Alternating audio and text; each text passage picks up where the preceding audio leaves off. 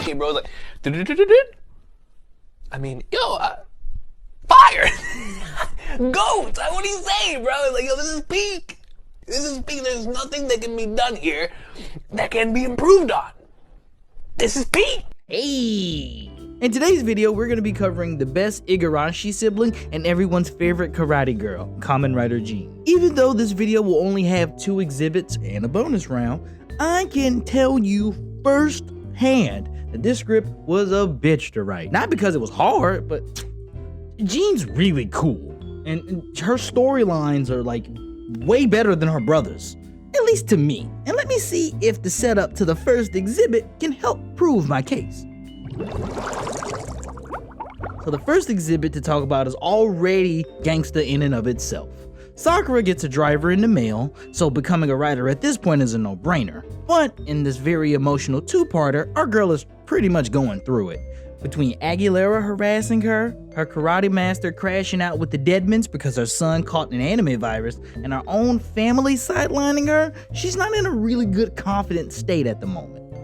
These waves of insecurity progressively show up as the 2-parter goes forward until we reach the climax of said insecurity, causing a failed henshin, and the resulting whiff gets Iki clapped. Air quotes clap, because he gets up in the start of the next episode. Though he's fine afterwards, the embarrassment is enough to stun our girl. And after getting words from both her older brother and her future girlfriend, the turning point for our girl is coming to terms with her insecurities and weaknesses. And by accepting them, love cup is born. Oh yeah, it's all coming together. Now, with the demon on deck and Sakura hitting the field with newfound confidence, she shows off for the Igarashis one time and proceeds to put their shit on.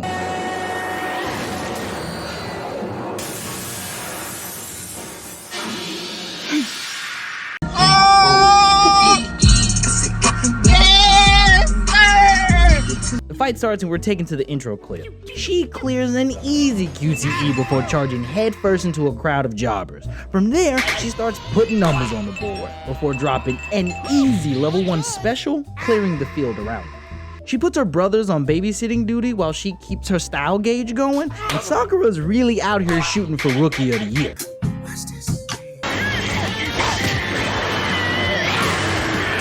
You're a victim. There we go, CSI. She starts weaving and tanking blasts like she's got X Factor on, and when she does the head whip move, this is the 4th wave she's cleared, and she's still going.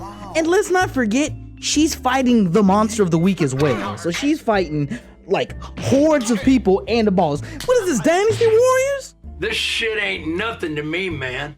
Also note, while her brothers are out here using knives and blicks, JEANNE is out here throwing them hands. It ain't no weapons, no nothing yet. It's just left, right, good night. This bitch is a beast. With hands alone, she really out here attempting the Anubis Kruger run until her style streak gets interrupted by her dead man's teacher. This deters nothing, as this becomes a much needed second win for our girl, and she begins to wrap this shit up. She starts up the demon time, and she begins to clear another wave of jobbers before rocking the dead man with an elbow shot, then starts mixing her teacher with a metered spinning bird kick. This not only launches her into the air, but lets JEANNE throw 3 meters of pack wanch in that ass.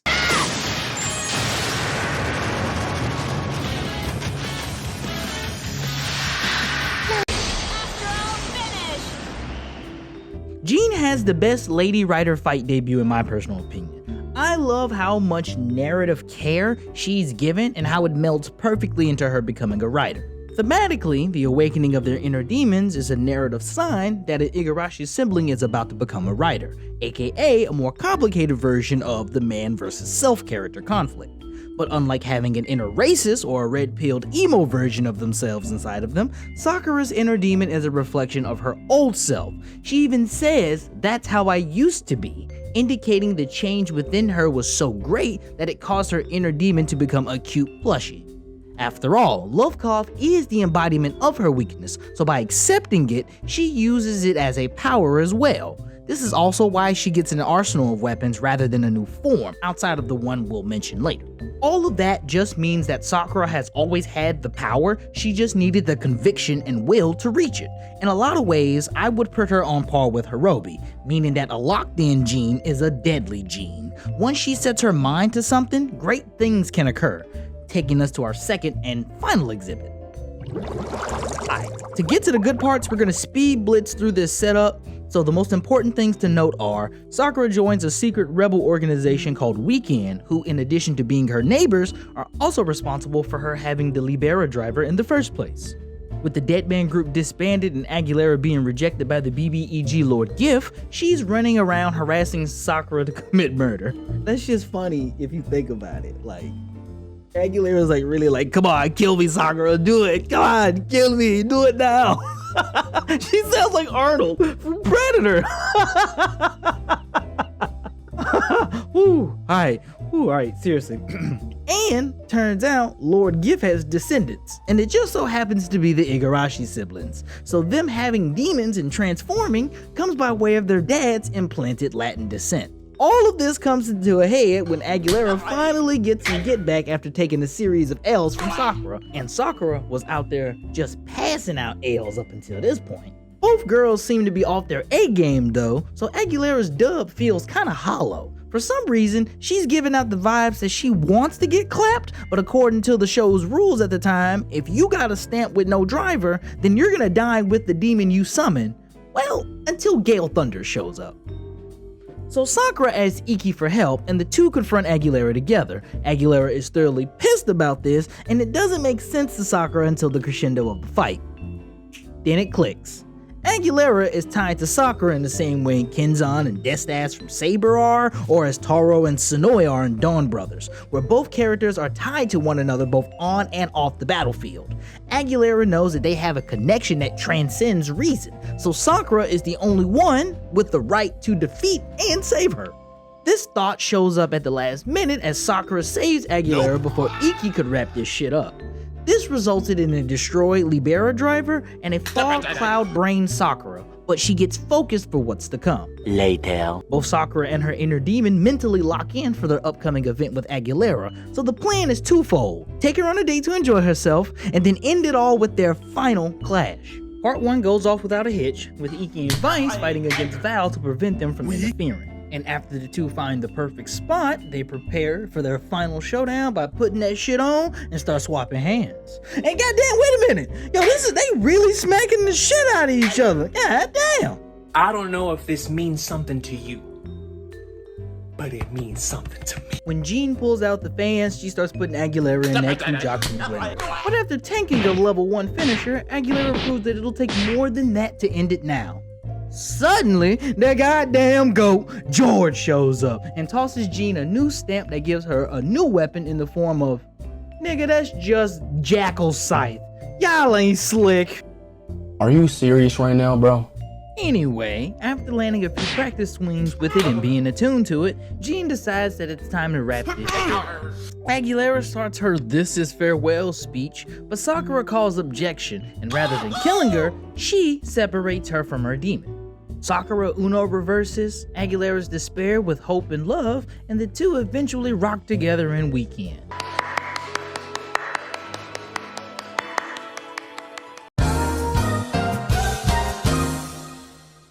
So I think I'm pretty much done with this part. I'm pretty much done with the... No, that's wrong. You right. It's bonus round time. Much later. The plot thickens and we get to a point where Val is running up on the girls looking for Sakura's dad. No fear, Sakura puts that shit on looking to clap her daddy's demon, but he activates his mirror trap card and presses our girl. Aguilera tries to help, but a regular old blick ain't stopping nothing. And this leads to Vale locking in on her and starting the pursuit. I'm pretty sure a few minutes ago I just called this nigga Val, so my bad? I might call him Val again. I know it's Vale. Words, bro. They be hard sometimes. Anyway, Tamaki's ass jumps in the way for her, but ends up getting kidnapped. So not only does this feel like an L for her, but there's also a blow to her ego, because she couldn't help Sakura in the moment she needed to. This reveals that Tamaki got caught on purpose with a GPS in the form of a new driver, and this would allow them to both find Veil and save Tamaki. So Sakura and Ikki run a 2v1 against Veil, but it's hard fighting a nigga that is not only built for it tough, but has most if not all the same powers as you do. This shit goes left pretty quickly, and soon our girl and her brother are out on the ground detransformed. And you know damn well Tamaki's ass wasn't gonna help either, so at the last minute, look who shows up to help but Aguilera. She hits us with the YouTube apology before putting that shit on officially, becoming Kamen Rider Aguilera.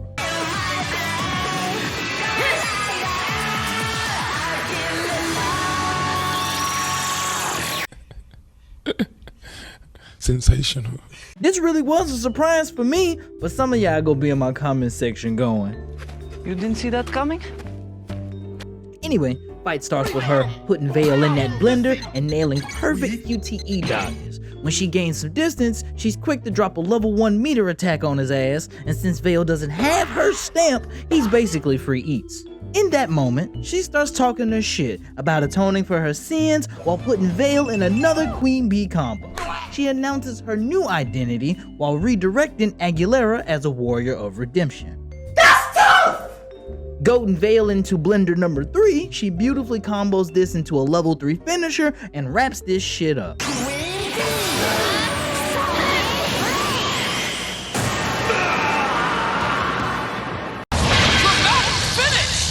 Veil leaves holding on to a fat ass L while while Hana reunites with Sakura.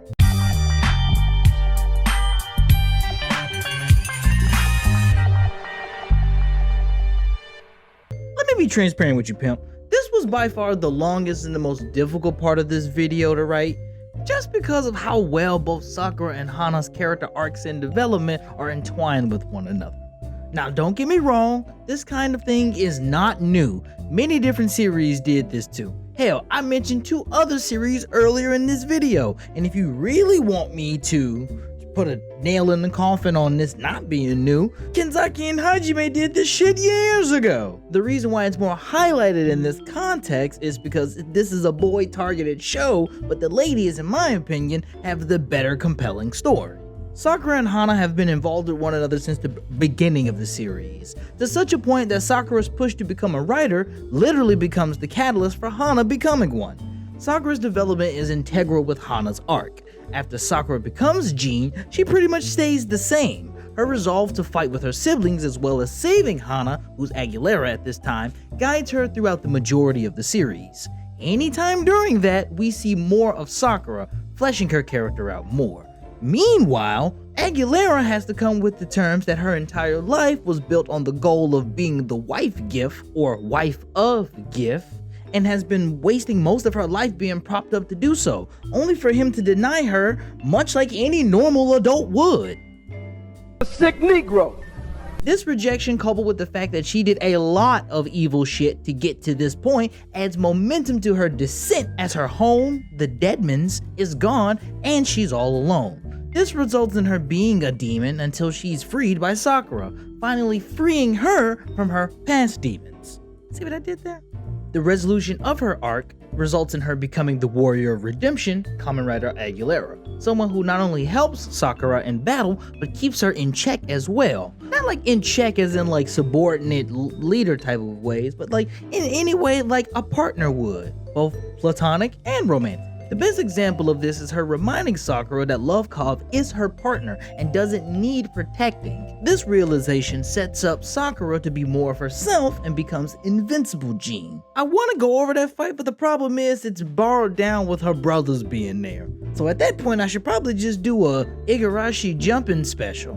Please don't make me do that. But yeah, man, that's the video. Sakura is the best Igarashi, and I'm glad that she got the girl in the end.